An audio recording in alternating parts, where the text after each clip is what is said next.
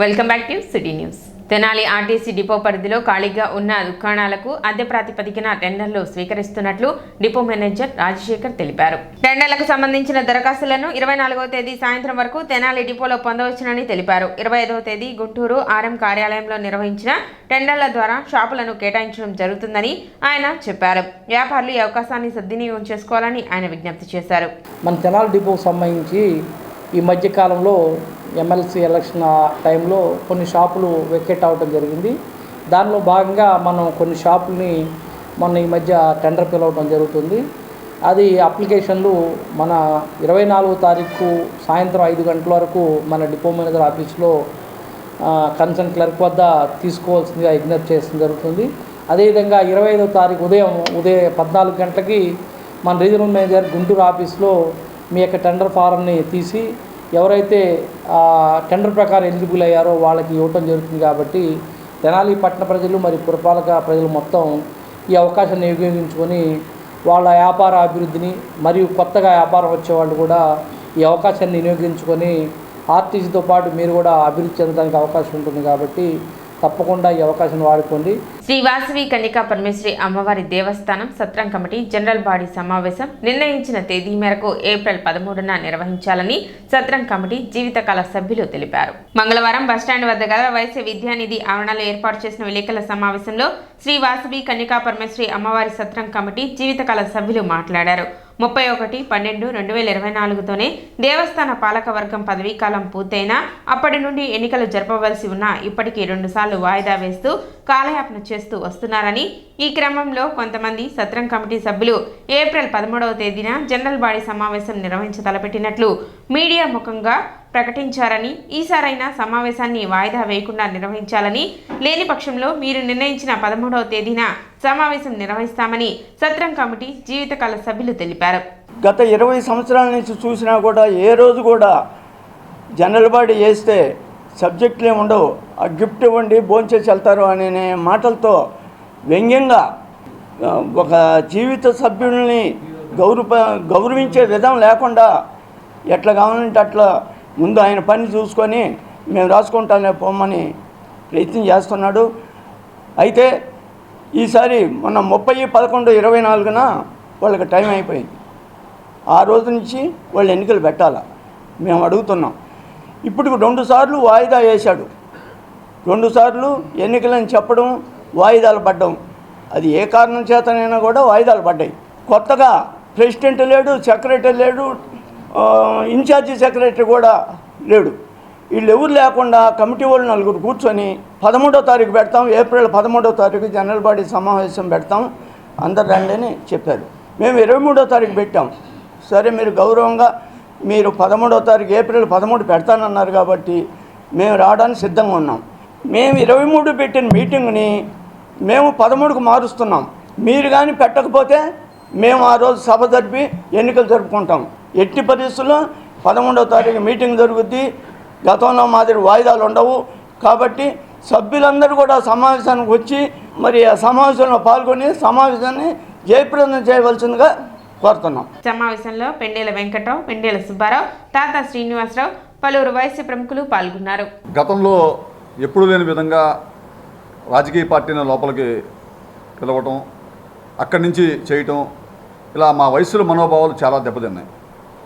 గతంలో టీడీపీ పార్టీకి సంబంధించి వాళ్ళు లోపల చేసుకున్నా కూడా కేవలం వయసుల్ని పిలిచి వయసులతో మీటింగ్ పెట్టి పంపించేవాళ్ళు. ఇలా కాకుండా వీరు కొత్త సాంప్రదాయం తెరలేపి పార్టీని పిలవటం, అన్యులకి రూములు ఇవ్వటం. ఎందుకంటే ఇది మా వయసు కులానికి సంబంధించింది. అమ్మవారిని దర్శనానికి అందరూ రావచ్చు, దానికి ఎవరూ అభ్యంతరం పెట్టరు. కానీ రూములు అనేది ఏంటంటే ఎవరో దాతలు ఇచ్చినాయి కాబట్టి వాళ్ళకు ఉపయోగపడాలన్న భావన అందరికీ ఉంటుంది. దీని దరిమిలా వయసుల మనోభావాలు చాలా దెబ్బతిన్నాయి. గతంలో 2024 సంవత్సరంలో వాళ్ళ కాలపరిమితి ముగిగా ముందే ఎలక్షన్స్ పెడదామని చెప్పేసి ఒక ప్రయత్నం చేశారు. దాన్ని మళ్ళీ ఏదో వాయిదా వేస్తున్నారు. ఆ తర్వాత 2 సార్లు మళ్ళీ ఎలక్షన్ పెడతాం, జనరల్ బాడీ పెడతాం అని చెప్పారు. దాన్ని కారణం లేకుండా వాయిదా వేశారు. మొన్న 3వ తారీఖు నాడు మేము దీని గురించి వారిని సంప్రదించాం. మాకు దేవస్థానంలో కళ్యాణ మండపం కావాలండి, ఒక ఫంక్షన్ చేసుకోవడం నిమిత్తం సంప్రదించాం. సంప్రదిస్తే లేదు ఆ రోజు మీటింగ్ ఉంది మాకు ఖాళీ లేదని చెప్పారు. ఆ రోజు మీటింగ్ జరపలా. దేవస్థానంకి వచ్చే ఆదాయం కూడా పోయింది. వాళ్ళు ఆ ఫంక్షన్ బయట చేసుకున్నారు, ఆ ఆదాయం బయటికి పోయింది. ఇలా ప్రతిసారి మీటింగ్ వేస్తానని చెప్పడం, మీటింగ్ వేయకుండా ఉండటం, కాలయాపన చేస్తూ నడిపిస్తూ ఉన్నారు. జనవరి 4వ తారీఖు 6వ తారీఖు ఇరువురం కలిసి రిక్విజేషన్ నోటీస్ ఇచ్చాం. ఆ నోటీస్కి 15 రోజుల వ్యవధిలోపు సమాధానం చెప్పండి అని చెప్పేసి దానిలో రాశాము. 140 మంది పైపెచ్చు సభ్యులు సంతకాలు పెట్టి ఇస్తే కనీసం జీవితకాల సభ్యులకి కనీస సమాచారం తెలపాలి. ఇప్పుడు జీవితకాల సభ్యులు అందరూ బైలా నిబంధనల ప్రకారం మేము ఇచ్చింది మొత్తం ఏది ఇదిగా ఇవ్వలేదు. బైలా నిబంధనల ప్రకారం ఇస్తే దానికి మాకు సమాధానం ఇంతవరకు మాకు తెలియపరచలేదు. మొన్న 4వ తారీఖు నాడు 5వ తారీఖు నాడు మేము కూర్చొని చర్చించుకొని ఇక లేదని చెప్పి మేము ఒక మీటింగ్ పెడదామని 23వ తారీఖున డిసైడ్ చేసుకున్నాం. 16 కానీ 23 అనుకుని 23 డిసైడ్ చేసుకున్నాం. మేము డిసైడ్ చేసుకొని మేము వాట్సాప్ల ద్వారా మెసేజ్లు పంపించిన తర్వాత దేవస్థాన కమిటీ వాళ్ళు ఒక మీటింగ్ పెట్టి ప్రెస్ మీట్ పెట్టి ఇది సంగతిని చెప్పారని చెప్పి మాకు మీడియా ద్వారా తెలిసింది. సాక్షాత్తు ప్రెసిడెంట్ అయిన నూకల వెంకట వేణుగోపాలరావు గారు, ఆ పక్కన వరదరాలు గారు, మేము పలానా రోజు మీటింగ్ పెడుతున్నాం, మీరు అందరూ రండి, 120 మంది సభ్యుల ద్వారా మేము మీటింగ్ పెట్టుకొని రిక్విజేషన్ సంతకాలు పెట్టి మీకు ఒక రిజిస్టర్ పోస్ట్ ద్వారా పంపించాము. పంపించిన తర్వాత మీరు కనీసం జీవిత సభ్యులను అవమానపరిచినట్టేగా. మీకు మాకు కనీసం సమాచారం చెప్పలేదు. మేము వేస్తామా వేయమా పలానా కారణంతో వేయట్లేదని చెప్పేసి. ఇవన్నీ మరి మేము ఏం దుష్ప్రచారం చేసాం బాబు మీ మీద. 13వ తారీఖు మీటింగ్ పెడుతున్నారు. కావున 23వ తారీఖు మేము పెట్టదలుచుకున్న మీటింగ్ని మేము క్యాన్సిల్ చేసుకుని 13వ తారీఖు మీ మీటింగ్తోనే మేము జాయిన్ అవుతాము. ఒకవేళ మీరు 13వ తారీఖు మీటింగ్ మీరు కండక్ట్ చేయకపోతే అదే దేవస్థాన ప్రాంగణంలో మీరు చెప్పిన టయానికి మేము మీటింగు ఈ రిక్రియేషన్ సభ్యులు మిగతా జీవితకాల సభ్యులు మొత్తం కూడా మీటింగ్ పెట్టుకుంటాము. జనరల్ బాడీ మీటింగ్ పెట్టి జనరల్ బాడీ మీటింగ్ చర్చించుకున్న తర్వాత ఎన్నికలు జరుపుకోవటం అయితే ఎలా చేయడం అనేది ఆలోచించుకొని చేసుకోవాలి. మరి బూర్ల నరసింహరావు గారిని మరి ఏ కారణం చేత తొలగించారో తెలియదు. కారణం ఏం చెప్పారంటే వారు 10 రోజుల పాటు ఏదో ఊళ్ళో లేరన్నారు. మరి ఇప్పుడు మీరు ఇన్ఛార్జ్ సెక్రటరీగా పిలువబడుతున్న వక్కలట గంగాధర్ గారు ఈ రోజు వరకు కూడా దేవస్థానానికి వచ్చిన దాఖలాలు మాకు ఎక్కడా కనపడలేదు. వారు హైదరాబాద్లో నివాసం ఉంటారు. మరి ఇప్పుడు ప్రెసిడెంట్ గారు 15 రోజుల నుంచి వారికి ఏదో పని ఒత్తిడి వల్ల వారు రాలేకపోయారు. మరి నిన్న మీటింగ్లోకి వచ్చారు, ప్రెసిడెంట్ గారు లేరు, సెక్రటరీ గారు లేరు, ఇన్ఛార్జి సెక్రటరీ మీరు అనుకుంటున్న ఇన్ఛార్జి సెక్రటరీ గారు కూడా లేరు. మరి కమిటీ సభ్యుల చేత మీటింగ్ పెట్టించారు. మరి ట్రెజరర్ గారిని వెనకాల ఎక్కడో మూల కూర్చోబెట్టారు. మామూలుగా పాలకవర్గం ఏంటంటే treasurer, president, secretary, joint secretary, vice president వీళ్ళు ముఖ్యులు. దాని తర్వాత పాలకవర్గం వస్తుంది. మీరు మాట్లాడించిన ఇద్దరు కూడా పాలకవర్గ సభ్యులు తప్పితే ప్రెసిడెంట్, సెక్రటరీ, ఇన్ఛార్జీలు కాదు వాళ్ళు. మరి వాళ్ళకి ఏ విధమైన పరిమితి ఉంది, ఏ విధమైన అధికారం ఉందని మాకు తెలియట్లేదు. కావున మీరు చేసేది సవ్యంగా చేసి ఎలక్షన్ జరపమని చెప్పి జనరల్ బాడీ పెట్టి ఎలక్షన్ జరపమని చెప్పి కోరుకుంటున్నాము. అమెరికాలో టోర్నడోలు బీభత్సం సృష్టించాయి. భారత కాలమానం ప్రకారం ఆదివారం అర్ధరాత్రి అమెరికా నార్త్ కెరోలినాలో సంభవించిన తీవ్ర టోర్నడోల దాటికి తెనాలికి చెందిన ప్రవాస భారతీయులు కుటుంబంలో 2 మృతి చెందారు. దీంతో తెనాలి ఐతానగర్లో వారి నివాసం తీవ్ర విషాద ఛాయలు అలుముకున్నాయి. అనుకోని సంఘటన కారణంగా కుటుంబీకులు కన్నీరు మున్నీరుగా విలపిస్తున్నారు. గడ్డన్ థామస్ కుమార్తె షారోను అమెరికాకు చెందిన నథానియల్ లీ విస్కాలు 17 ఏళ్ల క్రితం ప్రేమ వివాహం చేసుకున్నారు. వారి వివాహం తెనాలిలో అట్టహాసంగా జరిగింది. వారు అమెరికాలోని మిసిసిపి రాష్ట్రంలో స్థిరపడ్డారు. వీరిరువురికి ఒక అమ్మాయి, 2 కుమారులు సాధు, జౌషా, అశ్వల్లి.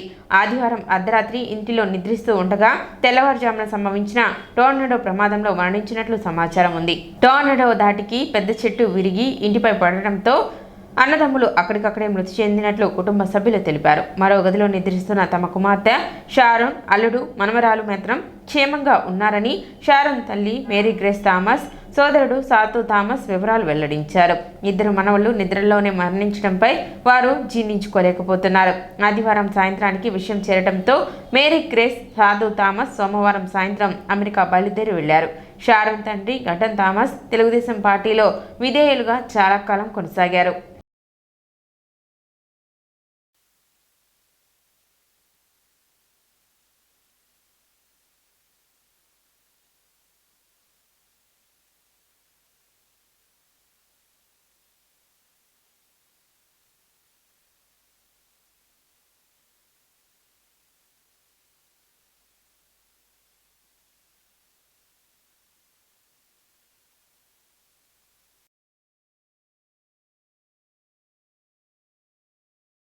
తెనాలి ఆర్టీసీ డిపోలో మజ్జిగ పంపిణీ కార్యక్రమం నిర్వహించారు. పెరుగుతున్న ఎండ వేడిమిని దృష్టిలో ఉంచుకొని డిపో మేనేజర్ రాజశేఖర్ సిబ్బందికి మజ్జిగ పంపిణీ కార్యక్రమం చేపట్టారు.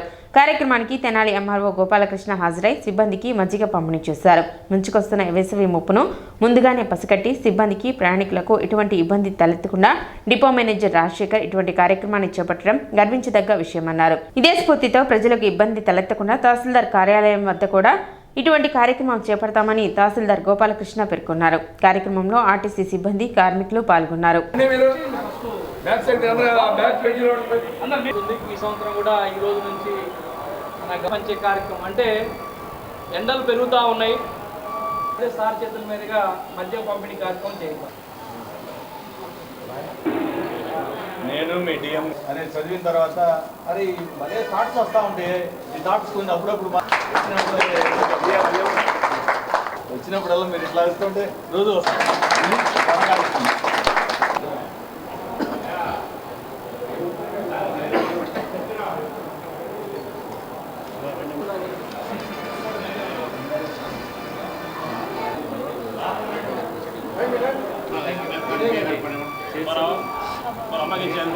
ఈరోజు APSRTC Tenali depot control point వద్ద మనం ప్రతి సంవత్సరం లాగే ఎండాకాలంలో సిబ్బంది ఇబ్బంది పడకూడదు, ఎండలు ఎక్కువ ఉంటాయి అనే ఉద్దేశంతో మజ్జిగ పంచే కార్యక్రమాన్ని ఈరోజు స్టార్ట్ చేయడం జరిగింది.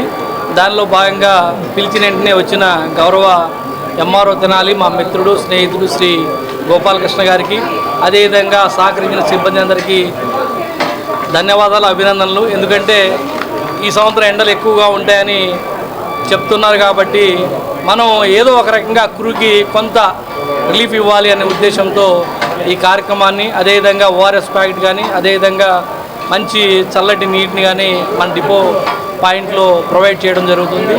ముంచుకొస్తున్న వేసవి ముప్పుని ముందుగానే పసిగట్టి మన స్టాఫ్కి, అలాగే ఇక్కడున్న బస్ స్టాండ్కి వచ్చేస్తున్న పబ్లిక్కి ఎటువంటి ఇబ్బంది కలగకుండా ఈ సమ్మర్లో బటర్ మిల్క్ అట్లాగే వాటర్ పంపిణీ చేయడం రాజశేఖర్ గారు మా మిత్రులు డిఎం గారు తీసుకున్న నిర్ణయం చాలా అందరం గర్వించదగ్గ విషయం. చాలా ఆనందంగా ఉంది నాకు. వారు మొదటి నుంచి కూడా ఈ సేవా కార్యక్రమాలు చేయాలనే ఆలోచనలు ఎప్పుడూ మాతో షేర్ చేసుకుంటూ ఉంటారు. అందులో భాగంగానే ఈరోజు మజ్జిగ పంపిణీ కార్యక్రమం చేపట్టారు. సిబ్బంది అందరూ 500 మంది సిబ్బంది ఇక్కడ ఆర్టీసీలో. అట్లాగే వారు నిజంగానే ఈ ఎండల్లో ఈ బస్సుల్లో వేడి, మళ్ళీ ఆ బస్ డ్రైవింగ్ కూడా, మరి వాటన్నిటిని దృష్టిలో పెట్టుకొని స్టాఫ్కి వాళ్ళ స్టాఫ్ని కాపాడుకోవాలి ఈ సమ్మర్లో అని ఒక మంచి ఆలోచన చేసిన మా మిత్రులకు నేను హృదయపూర్వకంగా అభినందనలు తెలియజేస్తున్నా. వారి నుంచి కూడా మేము ఈ మంచి అలవాటుని నేర్చుకున్నాం. ఖచ్చితంగా రాబోయే రోజుల్లో మన తహసీల్దార్ కార్యాలయంలో కూడా ఇట్లాంటి కార్యక్రమం ఒకటి చేసి ప్రజలకు కూడా బటర్ మిల్క్, వాటర్ అందించే విధంగా చర్యలు తీసుకుంటాం. సిటీ న్యూస్ ముగించే ముందు ముఖ్యాంశాలు మరోసారి.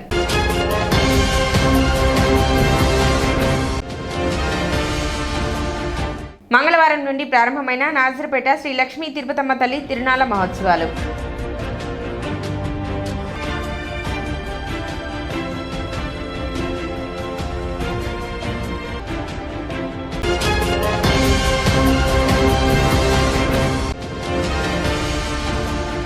సొంత భూములు కలిగిన రైతులు ఫార్మా రిజిస్ట్రీ చేయించుకోవాలి.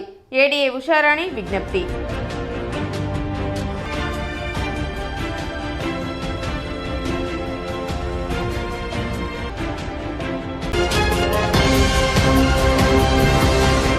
సిటీ న్యూస్ ఇంతటితో సమాప్తం. నమస్కారం.